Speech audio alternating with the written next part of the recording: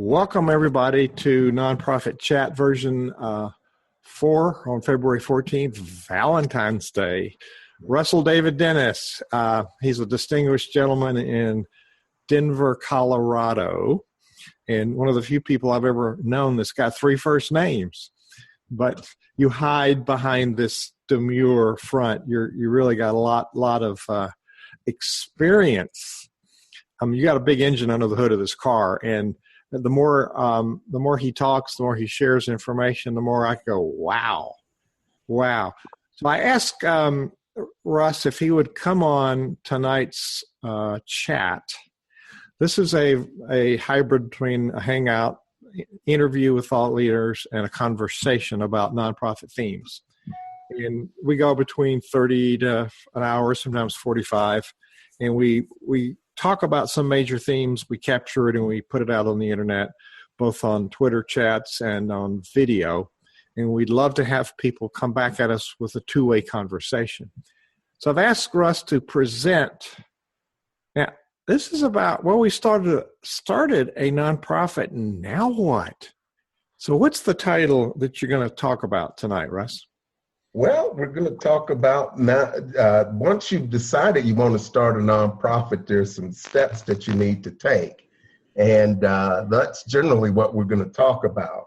And there's 7 things. The first one is that you assemble your team. Before you go there, you're singing my song. I'm already excited. You gave us a little teaser.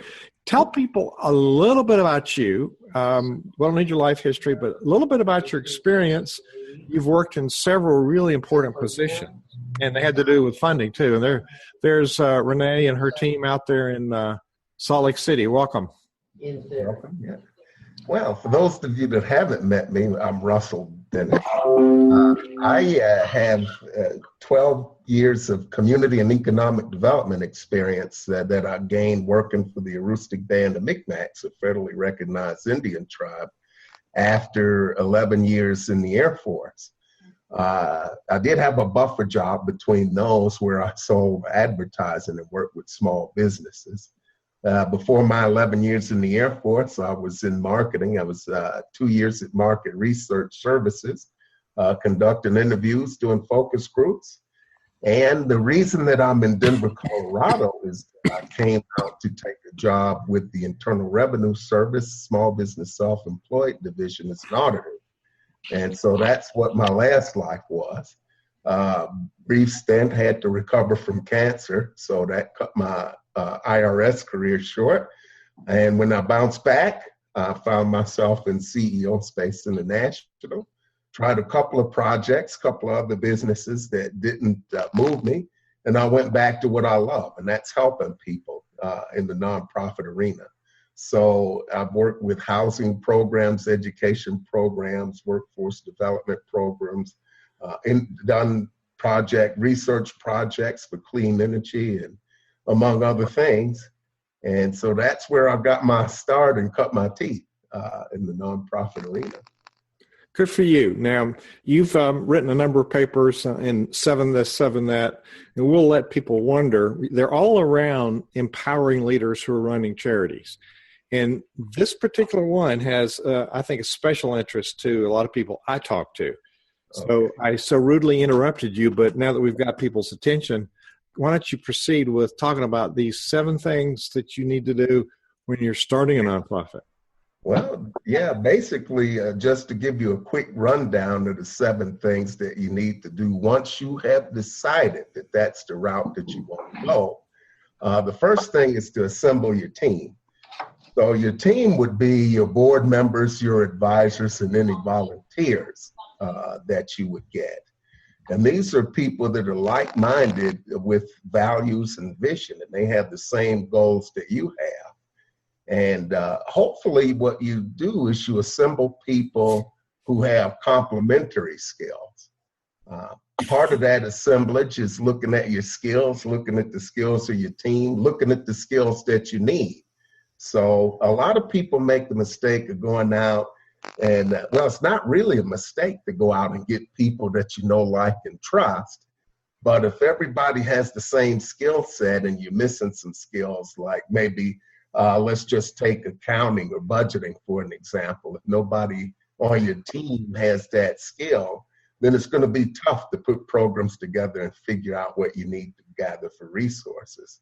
So you assemble people with like vision and like goals, and make that skills inventory, look at the expertise that you need, recruit for the expertise that you need, and people who are in alignment with what it is that you're trying to accomplish. That's the important things, because you need that team in place to do the other pieces. Now, the second thing that you would do is create a framework for success. And it's almost like a miniature strategic plan. So you look at where you are and how you're going to approach getting the resources that you need. What sort of resources do you need? You want to figure out who else in the nonprofit arena in your area is actually providing the services that you're looking to provide. One thing you want to do is look at filling a gap in the services. Is there something out there that other nonprofits are not doing? Who's doing similar work? And you want to it's almost like a competitive analysis. It's looking at the landscape and seeing who else is out there. Because if you're competing for the same dollars, it'll be a little trickier to get people to collaborate with you. But if you're doing something that's unique, that nobody else is doing, that presents an opportunity. And if you don't have all of the skill sets that you need within your own organization at this point, you can look at these other people who are working in the same space and see if they've got similar values, similar goals. That way you can have a conversation and make the decision as to whether they might make good collaborative partners, and see if they've got complementary skills that you're missing. You may have skills that they're missing too. So you're looking at this framework. It's just looking at the market. You are looking at goals that you set. You're looking at what things that you want to do first. Out of this, you'll come up with a business plan and a plan to go for those resources you want most. And you want to take care of things that you can do with the resources you have on hand. In business terms, they call that a minimum viable product. Mm-hmm. But you want to get out there and make an impact. And it's not always easy to come up with everything. In the perfect world, you go out with all your policies and everything. That won't necessarily happen. But as a new organization, what you want to do is have some resources and some people that you've identified that have a problem to go out there and solve it and put together a string of successes. Even small ones. It's just getting a string of successes so that you build a track record and you catch the eye of different funders. So the third thing you do is you engage licensed professionals. That would be attorneys and accountants who can advise you. And this is pretty critical because you want to do all the legal filings. You want to do them correctly. You want to make sure that it's done in a way that keeps you in compliance. And so they can set up your records, they can set up your books, and all of these types of things. Now, you can do these filings yourself, but if you get people to have experience at doing it, it's unlikely that you're going to miss things. And one of the things that a lot of people miss when they're starting their nonprofits is to do what we call a fundraising registration in the states where you plan to raise money. And if you're planning to raise money in all 50, technically you should be registered in all 50. And just a note on that, right now the IRS is dealing with shrinking budgets, and so there may not be as much enforcement on the federal level. But now the states are hungry for revenue. And you may see some of the states starting to look a little bit more closely at nonprofits and looking at taking some enforcement actions. So if you're not quite where you need to be, it's important to get there. Well, and those are wise words, and you have seen it from the other side. People are joining in on Facebook. We're talking to Russell Dennis, who's got a background in working in charities to help them raise funds.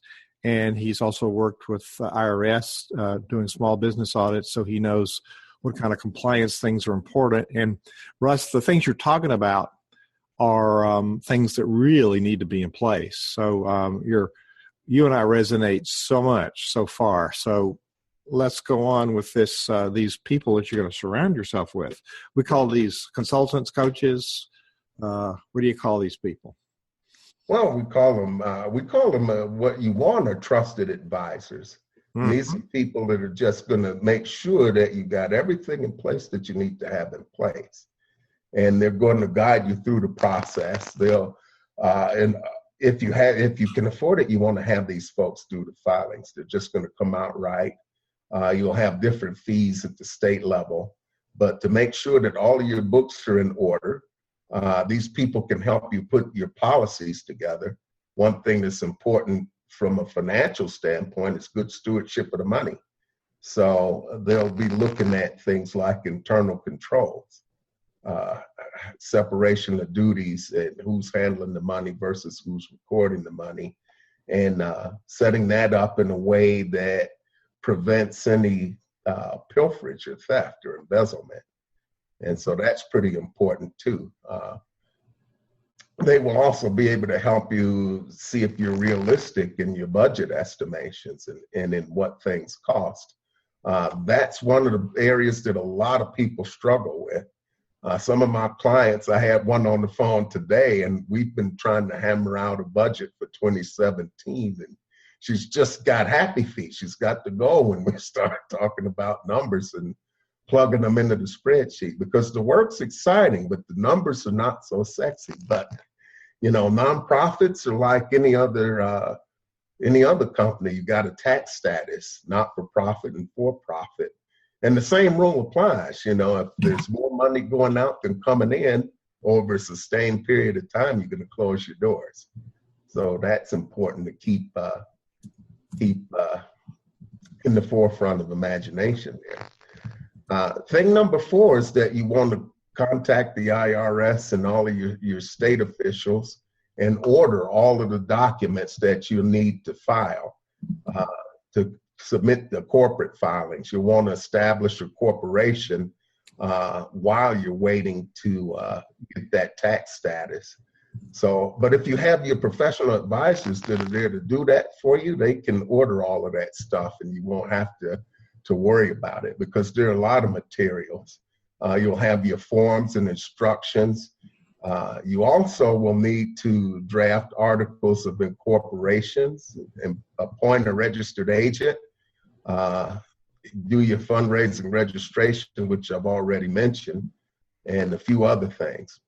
The other place that these folks can help you is in preparing your bylaws, which is the 5th thing that you do. And your bylaws really lay out how you go about running the organization, who has responsibilities, how you go about starting things, how you dissolve the organization, responsibilities of the board of directors and elections, how you handle that. So those are all important. So item 6 is to order the IRS material. There are a lot of publications that they have.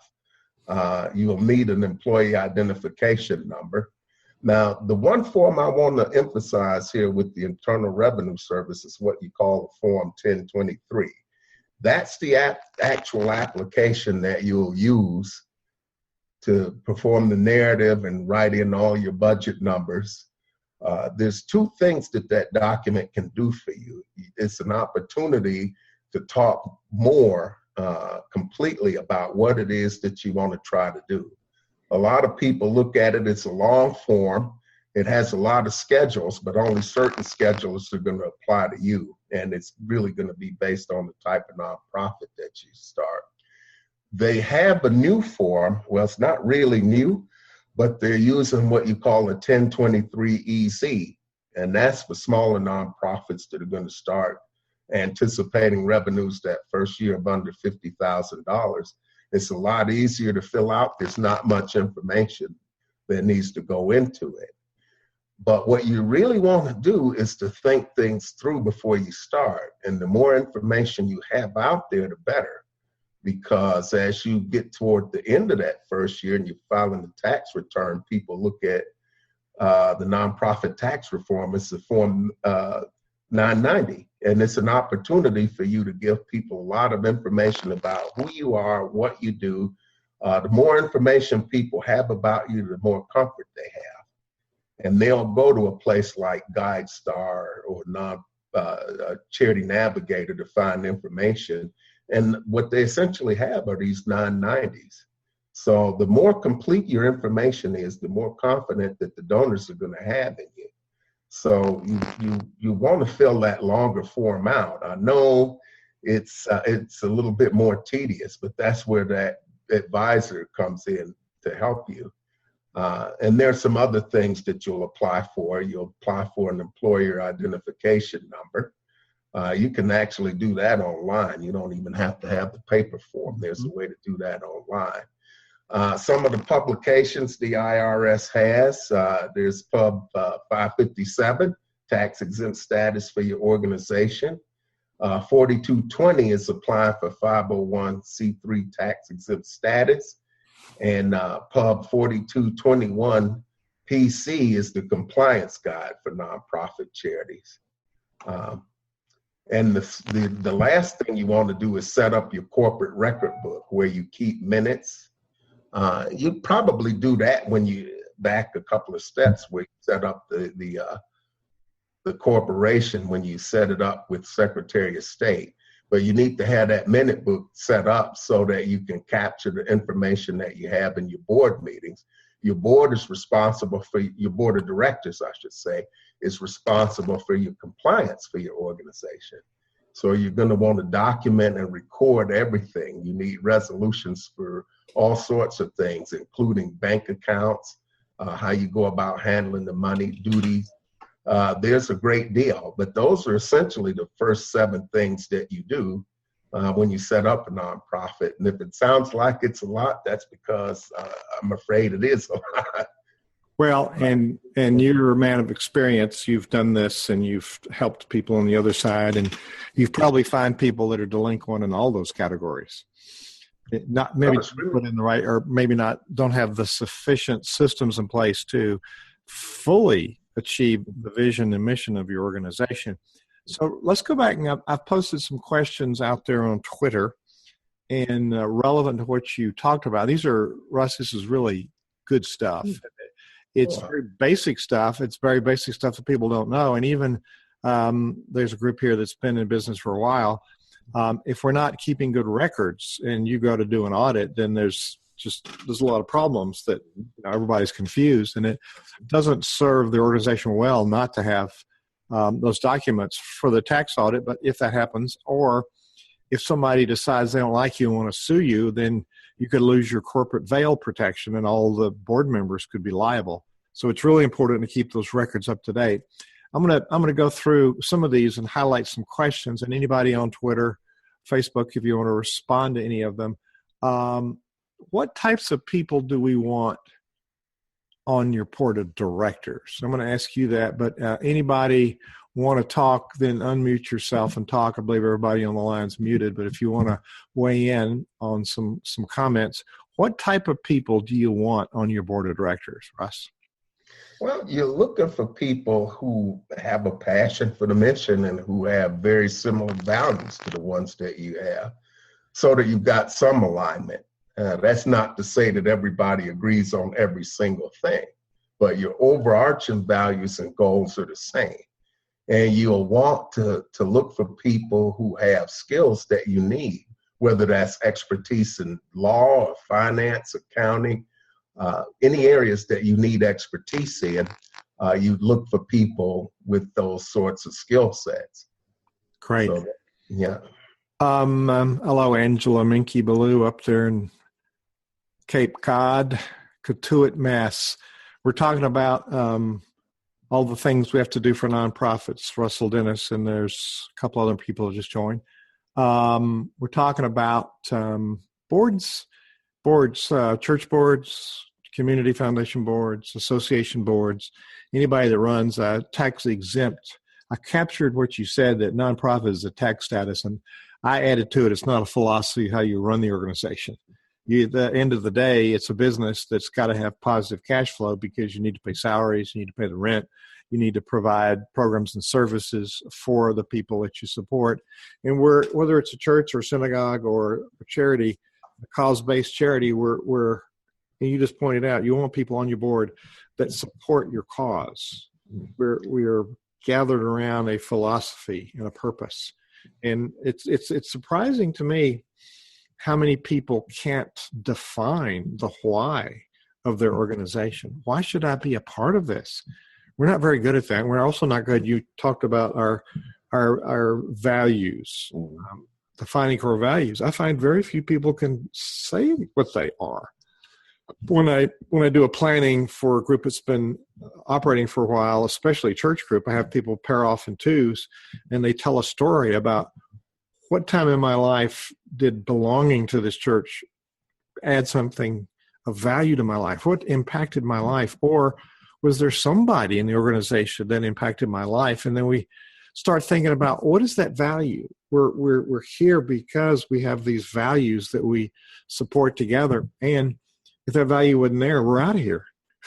and so it's really good to do that work around the second piece, which is, before I go to the second piece and ask about strategy, I want to see if you got any more pieces to add, but anybody on the Zoom want to ask another question or have a point about board members that you want to illuminate? Russ, can I go to the next one, or you have more to say on people? Well, just one more thing as far as you board members, it's important what types of networks and relationships that those folks have too, to help garner support. Uh-huh. So that's another thing to consider. And we think just because we ask people to be on the board, they shouldn't be donors, but that's a mistake.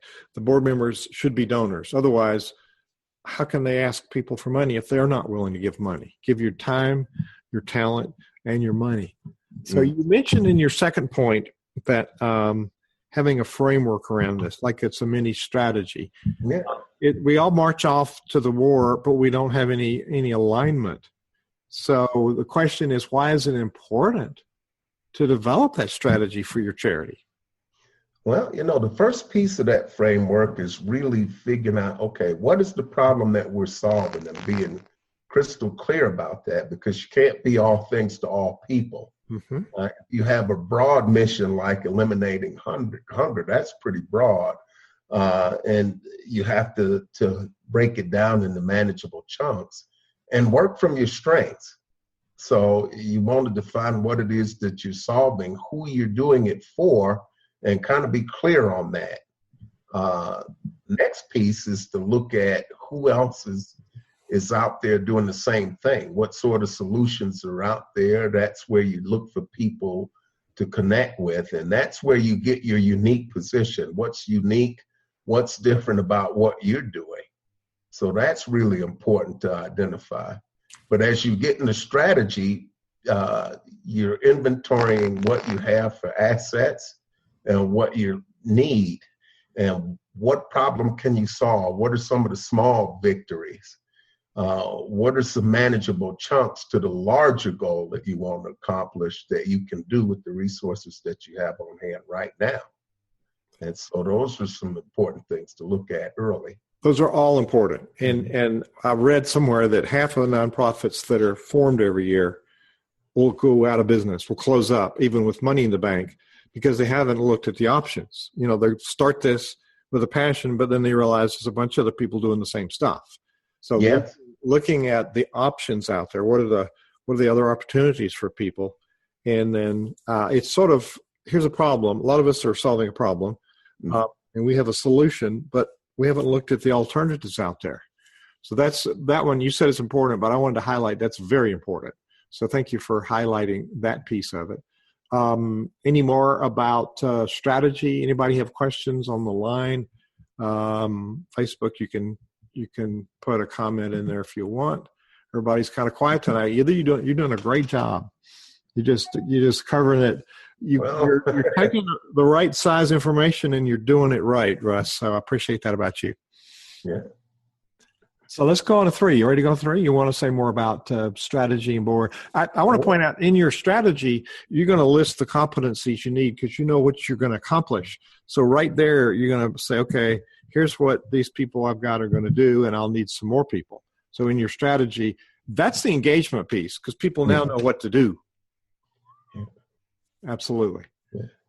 And that, I would say, out of that strategy documents, 2 things you want to come up with, even if they're rough and they're ongoing, because you're going to be using what I call rolling budgets. Mm-hmm. But you want to have a fundraising plan where you look at trying to get a diverse pool of funds that are available to you. You'll want to come up with a fundraising plan and what I call an engagement plan.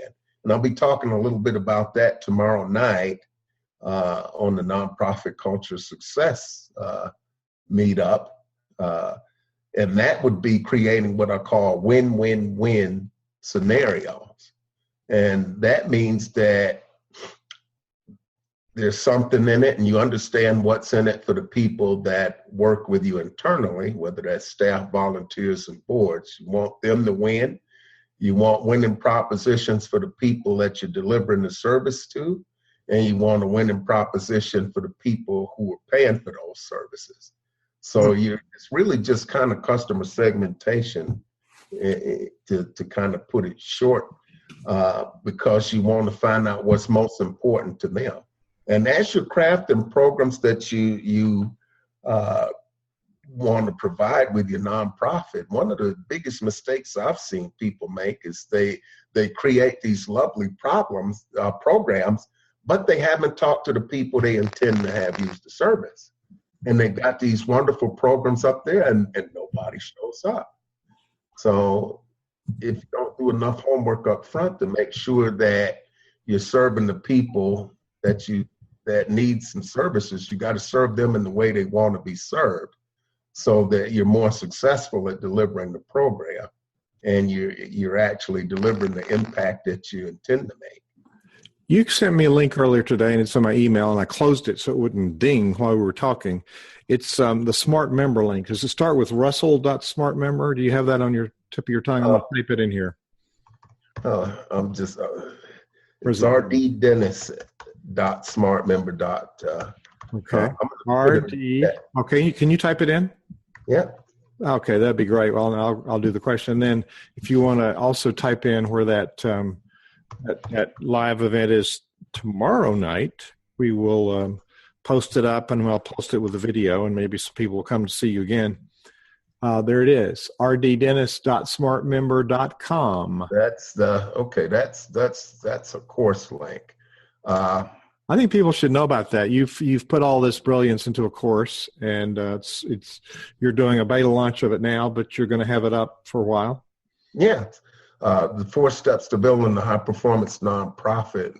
And we cover all of these things in a nutshell, where we take a 30,000-foot view and run through all of the things you want to look at to run your nonprofit effectively.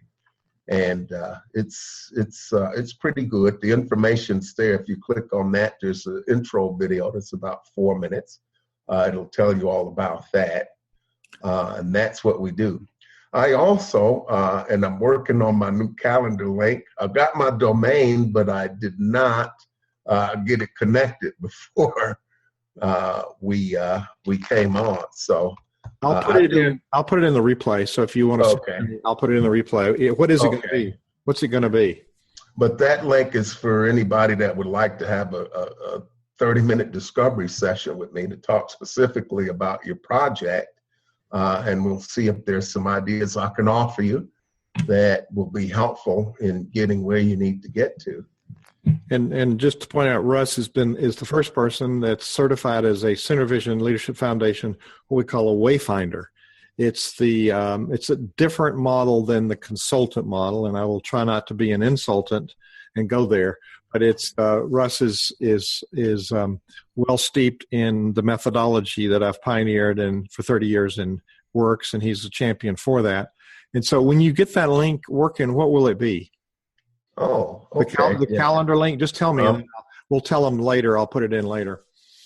Okay. Well, it's this week's. No, your calendar link. Oh, my calendar link. It's russcalendar.com. That's original. Yeah. Wonder where that came from. All right. So you'll get it linked over. So if people want you can just say go to Russ Calendar. I'll get that linked over. Let me put the address. This is kind of a long address for the meetup. If you just kind of copy that and put it on the note, you can click on it and RSVP, or you can just come in. What I should have done was put the Zoom link in there, because this is another Zoom meeting, and I love this platform. We do it by Zoom so that I can interact with folks, and it's a great one. And just as you mentioned that, we're going to in the future we're going to do this as a webinar, and so people on the call won't be visible, but you can certainly chat, and it will simulcast out to Facebook with the pictures and to YouTube. So let me, we'll be on the final wrap up of this. What are the qualities? You talked about these advisors, and there's all kind of advisors. And what are the qualities that are important when you're bringing on consultants or advisors? Well, you want somebody that's going to take the time to understand what it is that you're trying to do before they spend a lot of time trying to tell you how to do it. Mm-hmm. The most successful people I know aren't the ones that have all the answers. They're the people that ask the best questions. And so you want somebody that understands what it is that their strong suits are. They will tell you where they can help you, where they can't. If there's somebody better, they kind of walk the talk. It's important for me, for example, to work on those things that I have strengths in. And I have things that are not necessarily my strength, but I have people in my network that I bring in, and I have a team to make sure that you get all of the things that you need. And if there's somebody that's better suited, I know other people too. And so my goal is to help nonprofits. I chose to target smaller ones, and most consultants won't do that. Mm-hmm. But it's important to find somebody out there that's had some experience. They'll have a few people that you can talk to. They will sit there and work to give you some value before they ask you for anything. So those are people that it's important to work with. So they know what they can do and what they can't do. That's a great answer. Yeah. Great answer. Thank you. I like that last point. People that give you value before you hire them. Love that. Love that. I'll also ask who you worked with lately, and would you give me 3 people I can talk to about your work? And I always say to the person, would you hire them again? Mm-hmm. And I don't care what you did 20 years ago for IBM. I want to know what you did this last year and what the progress was. So I think there's things to explore there. So on the last question, we've already touched on it, but let's see if there's any more details. Your corporate record book, we can go to one of the office supply stores and get a regular corporate record book, right? And then it has some guidelines for what goes in there. Well, you can do that, but there's other people in that I know. I mean, Aaron Young and Laughlin Associates actually set up my book for me. And so that's something that if you have a trusted advisor to help you do, it's going to be done right. You can order the materials from an office supply store, that's true. But to make sure that you have everything in there, the type of meetings that you need to have, your trusted advisor will be able to tell you what you need to do from that very first meeting. There are a few things like Robert's Rules of Order. A lot of people are a lot less formal. So it's really up to you. But what's important is that you have essential types of resolutions in there. For example, a banking resolution to establish bank accounts, or resolutions regarding how you're going to handle your funds, your reserves. These things are important. And the one thing about a corporate minute book, whether you're a for-profit or a nonprofit, organization, that was one of the first items I asked for when I was going in to do a corporate audit. I'd like to see your minute book, because that's where things germinate. That's where they're originally seeded as far as major decisions on how to go about doing things, and any discussions on compliance. That stuff will be in the corporate minute book. Purchase of fixed assets or taking on loans or anything of that type would be in that corporate minute book. So it's really important from a compliance standpoint and from a history standpoint, because you want to have a succession plan. And every so often you'll have a complete turnover of the board. You lose that original knowledge that you had. And that minute book is that continuity that you have, so that you can see where the organization started and where it's going. I think that's great. Russell Dennis, I'm going to see if there's any questions. We're going to sign off here. I think you've done a superb job. Some people use a lot more words and they don't cover as much territory, but you've covered a lot of territory and had very, very efficient use of words. So I commend you for that.